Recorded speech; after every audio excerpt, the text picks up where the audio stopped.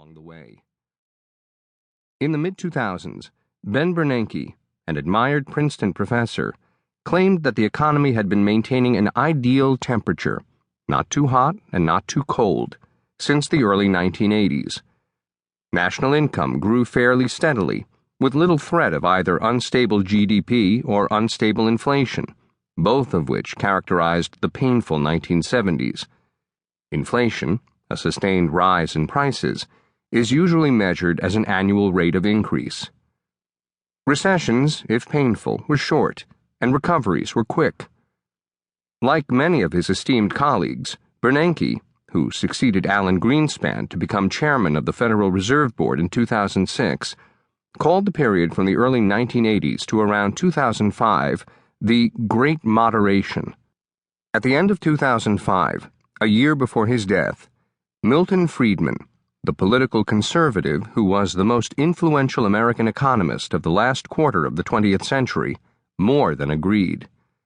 Just when the issuance of risky mortgages was reaching its height, he confidently told the journalist Charlie Rose, "The stability of the economy is greater than it has ever been in our history.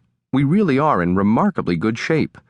It's amazing that people go around and write stories about how bad the economy is, how it's in trouble."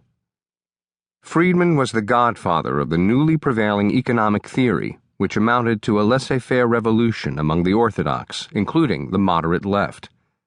Government's role in the economy, they said, should be far more limited.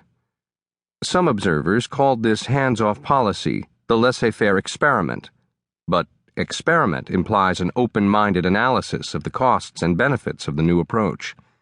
It was quite the opposite, as we shall see. A closed case presided over by closed minds. During the period in which Friedman and his colleagues across most of the political spectrum lauded themselves, the economy fared poorly. Until recently, this broad failure went almost unnoticed. Wages in the United States for those the government calls production and non-supervisory workers, most workers, rose only 3% since 1979. These wages had been stagnating well before the crisis of 2008. By a slightly different measure, wages for the typical male worker were lower after inflation in the 2000s than they were in the early 1970s, and, depending on how they are measured, the 1960s as well.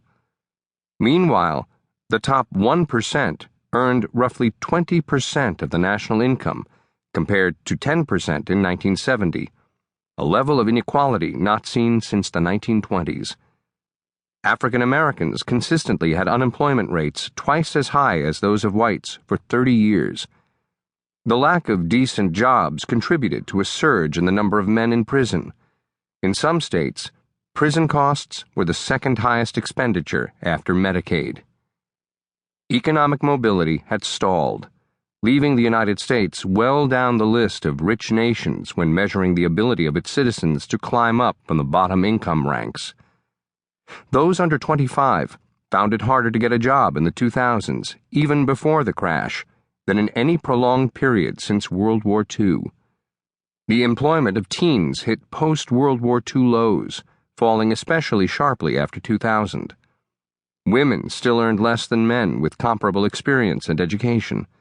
And most tragically, the richest nation in the world had the highest child poverty rate among all wealthy nations. All the while, transportation infrastructure was crumbling, public education remained highly unequal, and a nationally accessible pre-K system could not be established. The United States spent far more per person on health care than did any nation in the world, with mediocre results. Not least, there were countless financial crises in the United States during the Great Moderation, laissez-faire Renaissance, and rise of financial deregulation in 1982, 1987, 1989, 1994, 1997 to 98, and 2000 to 2001. These crises led to the loss of trillions of dollars of wealth in the country and around the world, and to subpar economic growth, or outright recession. In sum, the growth of GDP per capita was significantly slower after 1980 in the United States than before it.